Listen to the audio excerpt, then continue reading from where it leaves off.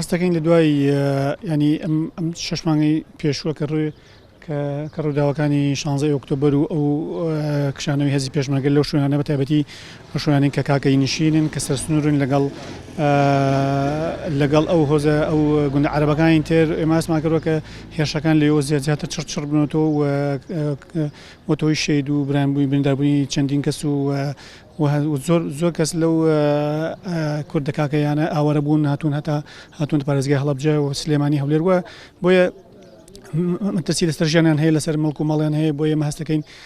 لێەوە دەستێژەکان زۆرترە و ئەمەش ئەنجامی بۆشایی نەبوونی هێزی پێشمەرگە لەو شوێنانە و هەروەها هێزی عێراقی داخەوە ینی لەم چەند ساڵی پێشووە و تاکو ئێستا شەم کاتەش کە سوپای تورکیا سنووری هەرێمی کوردستانی بەزانەوە چەندین جار و هەروە بنکەبارەکان هەیە لەو شوێنە سنووریکە لەگەڵ هەرێمی کوردستان هەیە و ئەوان بە بیانووی لێدان لە هێزەکانی پەکەکە و پەژاک ئەوانە کە ئەمەش بیانووەکە بۆیە چەندین لەم هێرشەی ئەخیرا کە بە حسابی خۆیان چەندین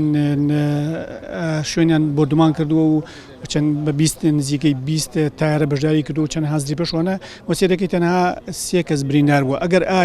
ئەگەر پەکەبوونی هەبوو لەو شوێنە بۆچی شەید و برینداری زیاتریانە بە بەپی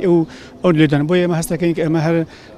نیازێکی داگیرکاریان هەیە لەسەر هەرێمی کوردستان ڕوونە و استراتێژی دەوڵەتی تورک ڕوونە و ئەو پرۆژانی کەوا هەیەی بۆ داگیرکاری خاچی کوردستان و دووبارە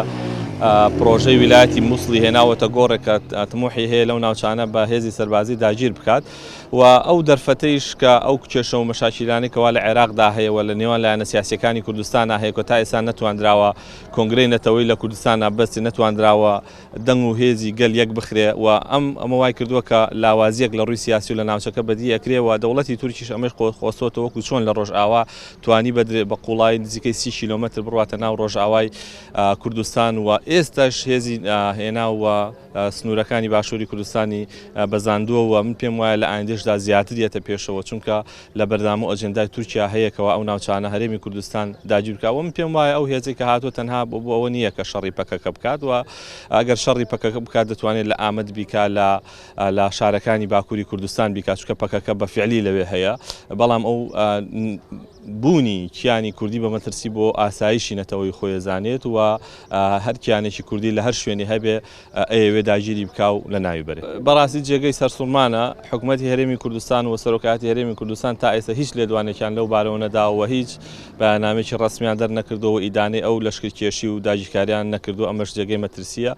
کە هیوادارین حکوومەتی هەرێمی کوردستان و سەرۆکاتی هەرێم بێدەنگ نەبن و ئەو داگیرکاری ئیدانە بکەن. هەموو دەراوسەکانمان بە شێوەیەکی عەلەنی دەری نابڕن بەڵام دژی کوردن هەم تورکیاش و هەم ئێرانیش و هەم عێراقیش کە عەرەبی شۆڤینەکان زیاتر محاولەکان ئەو دەسەڵاتی لە هەرێمی کوردستانە بەرتەسکی بکەنەوە و ئەو مقاومەتەی لە ناو گەلی کووردا لە ڕۆژئاوا هەیە لە باکوور هەیە و لە باشوور هەیە کپی بکەنەوە و بتوان ڕۆژێ لە ڕۆژان بە تەواوی لە ناوی بەرن لەبەرەوە ئەو هەوڵەی تورکیاش هەر ئەچێتە چوارچەوەی ئەو سیاسەتە کە لەگەڵ ئێران هاودەنگن یا و لە هەمان کاتا هێرشیان کردو سەر ناوچەی باڵەکایەتی و لە دهۆک و زاخۆ جێشی تورکیا داخڵ بووە لەبەرەوە هەمووانە ئەمانە وەرەقەی زەختن لەسەر هەرێمی کوردستان بۆەوەی تەنەزولی زۆرتر بکە و قەوارەکەی بچووکتر بکێتەوە بۆەوەی توان لە داهاتووە لە ناوی بەرن لە هەموو کاتا یەکگرتووی لە هەمووی باشترە و ئەبێ حیزبەکان هەرچی خلافی بینی خۆیانە بینێنە لاوە و هەوڵەکان هەمووی بۆ ئەوە بێ کە کورد لەو میحنەتە ڕزگاری بکە لە چەند لایە و پەلامەرە درێت.